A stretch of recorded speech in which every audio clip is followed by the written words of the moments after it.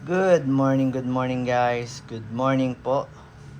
Good afternoon and good evening. Kung anong oras nyo man to pinapanood. So welcome po sa Rabbit Frost Airsoft. So meron tayong unit again for shipping. Ito ay kay Insan. Yan, kay Insan. Bernabe. Renato, ayan. Kay Insan Macdo. Yan. Insan. Ng Pulong Bayabas, San Miguel, Bulacan. Yan. San, eto na. So, dalawang, ano yun?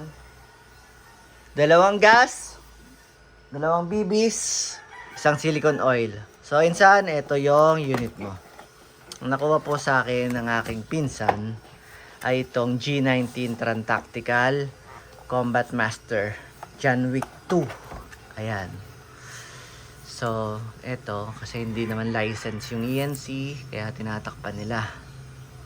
Galing na natin yan.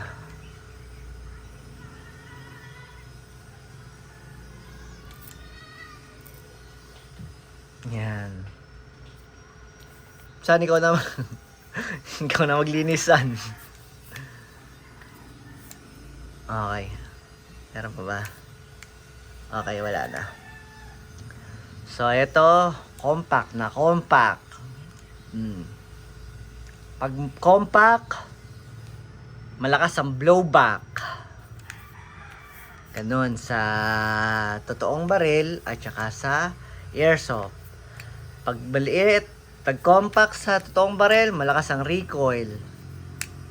Pag mahaba, kahit sa airsoft, kahit sa totoo, medyo mahina ang recoil, malakas ang impact, mataas ang FPS pagdating naman sa airsoft. Okay? So, ito yung unit mo Insan. Glock 19 na Tactical Innovation. TTI Combat Master. So, ayan, may mga serration siya.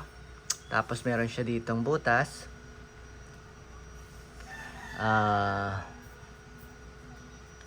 Kita yung barrel niya doon.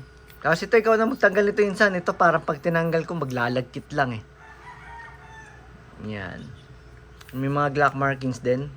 Dito. Tapos naka U-type sight. White dot sight sa front. Tapos U-type sight sa rear. Yan. So, pagka Glock, kahit sa totoong firearms, metal yung slide, polymer yung frame. Yun yung trademark ng Glock eh. Polymer yung ilalim nila. Okay? So, meron tayong solid metal magazine. Yan. Tapos, ito, kailangan sabay mo, nakikita mo saan parang may dalawang gatilyo. Ganun kasi yung mga Glock eh. Kasi sa totoong Glock po, wala naman safety yung totoong Glock. Ito kasi safety. Safety niya to. Pagka binaba mo to, hindi mo siya makakalabit. Pero, hindi ko yun pinapagamit sa mga sa mga bumibili sa akin kasi delikado pag nakalabit nyo, mas may tendency pang masira. Basta itago nyo na lang yung yung magazine para hindi na lang makalabit ng kung sinong hahawak kung ayaw nyo pahawakan sa bata. Tatago lang lagi yung magazine. Yun lang ang technique. Tapos, santo, huwag mo na itong gamitin. Ito, ang safety, ganito rin siya sa totoong unit. Ito, kailangan mapindot mo muna to, makalabit mo muna to. Makakalabit mo naman yan pagka normal na paggamit. Yan. Pag minsan sumasablay, pag minsan pag dito ka lang, ito lang ang nakakalabit mo, itong isa. Hindi siya nagana. So, kailangan sabay. Medyo nakapasok yung trigger finger natin ng kaunti. Okay? So, ito yung unit, serration, combat master markings. Ayan. So, check natin kung lubricated siya. Okay? So, paano magkalas ng Glock? Ganito lang. Kasa muna. Pag nakasa na, baba natin to. Itong dalawang latch na to. Yan. Tapos, makakalas na siya. Okay?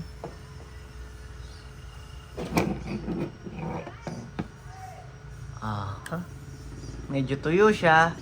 So, insan, ganito ang paglalagay, no?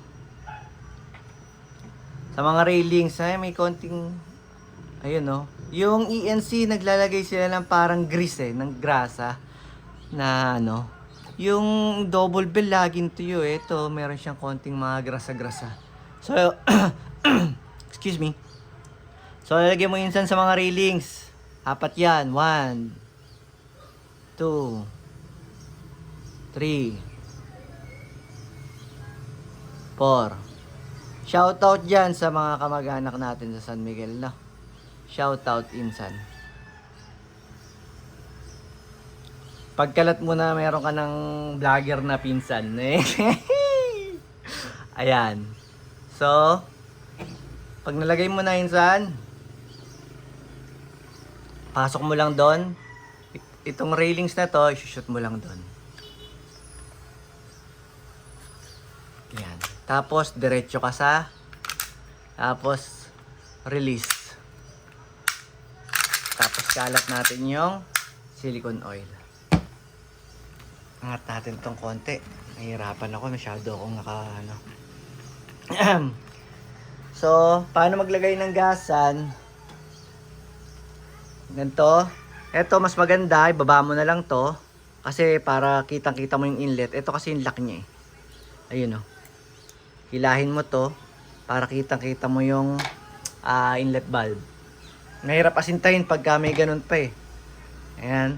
Tapos ito muna pala, lagyan din natin to. Kumuha ka ng ng silicone oil. Kaya turo ko na sa'yo. Lagay ka dito ng isa. Lagay ka dito ng isa. Ayan. Para ma-lubricate to. Tapos pagputok niya, pagpalo ng hammer dito, papasok para lalo pang pumasok yung yung silicone oil dun sa loob ng mga sa loob ng magazine, tas ma-lubricate yung mga o-ring. Ito naman, kaya mo siya nilagyan dito para pagpasok mo naman ng gas, pumasok naman yung mga silicone oil dun sa loob.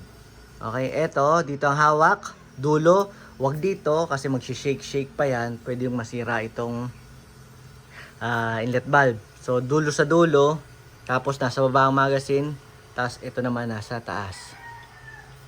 Pagka magkatapat na sila, nakapasok na yung nozzle, baba mo lang.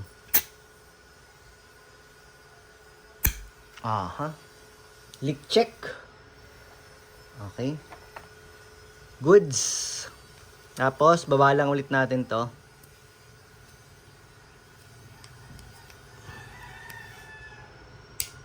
Yan. So, ayun. Okay na. Paano siya lagyan ng bala naman? Ito, kadalasan to. Sasabihin ko na agad, San, wag mo tong bibitawan. Okay? Dalawa na sa client ko ang nababasagan ng ganito. Kaya lagi kong in-explain yon, huwag nyo itong bibitawan. Ito, pag naglalagay kayo. At parehas sa client ko na nabasagan, Glock po. Glock. Okay? Sinabi ko na, Glock ang parehas na basagan. Kaya, ang hila, ayan, huwag mong bibitawan San, kahit masakit. Huwag mong bibitawan to. Kasi pag nabitawan mo to, ito, 250 pesos to sa Lazada, ito lang. Yung maglip lang na yan. Okay? Tapos dun, kita mo may parang malaking siwang dun. Eh dito, sakto lang, tapos dun may medyo malaking siwang. Dun ka maglalagay ng ng bibis. Ang dami ko namang nalagay. Tapos, pag konti lang lalagay mo, dahan-dahan mo lang ibabalik. Yan. 20 rounds to, San. Kasya 20. So, malakas ang insert ng magazine.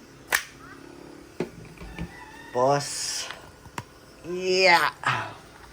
Adjust natin. Daming biniling bala. Dalawa, saka dalawang gas.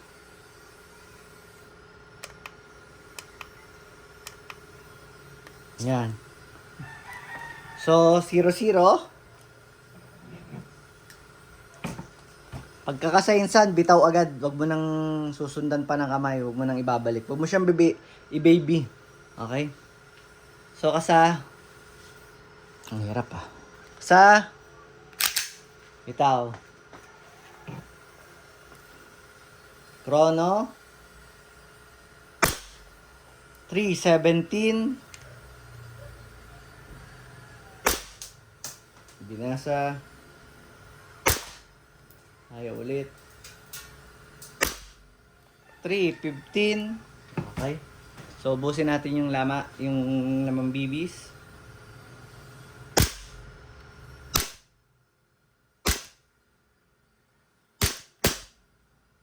Okay.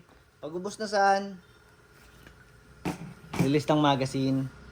Tapos, pag lock, yung iba, kasi ginaganto lagi, kadalasan.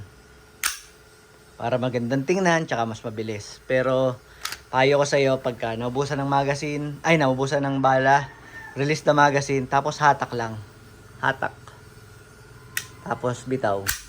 Para hindi mapudpud tong slide natin. Kasi katagalan, nauubos yung slide, maupod yung slide lock, maubos yung slide, hindi na siya maglalak pag wala na siyang bala.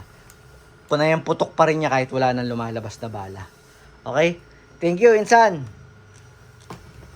Ship ko na to. Mag-aantay lang ako ng mga, tingnan ko kung may order pa. Tapos, isasabay ko na. Kung wala na, hanggang